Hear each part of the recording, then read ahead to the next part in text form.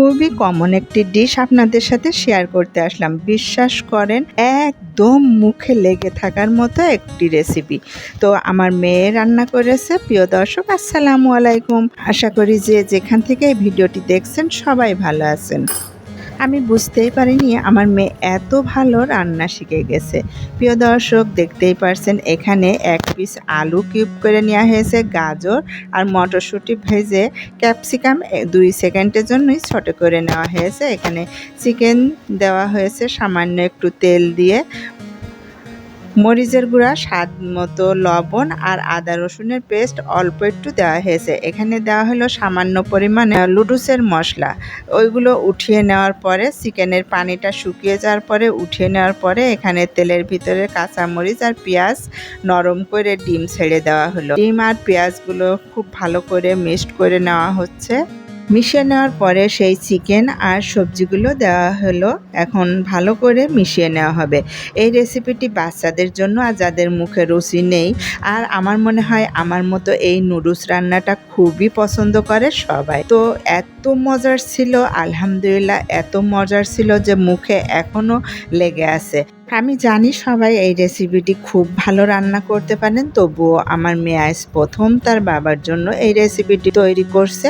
তার বাবা খেয়ে এখনও বলছে যে আর একদিন রান্না করিস তো, এমন মজা করে। খুবই ভালো ছিল তোর রান্নাটা। তো দেখতেই পারছেন কিছুটা শুকনা মরিচের গুঁড়া আর সয়া সস 2 টেবিল চামচ মতো দিয়ে দিল।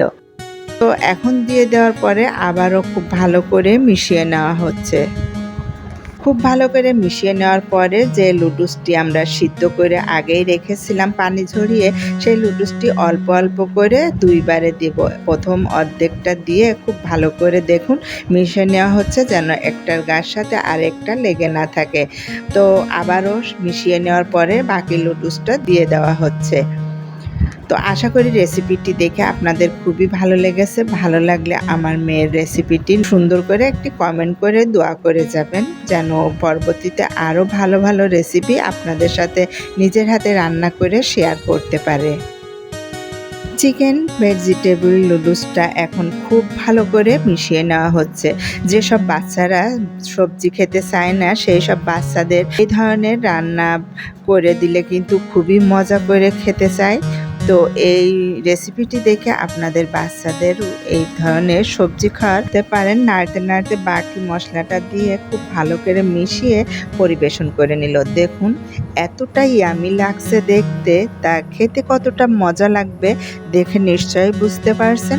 সবাই ভালো থাকবেন, আমার মেয়ের জন্য দোয়া করবেন। আল্লাহ হাফেজ।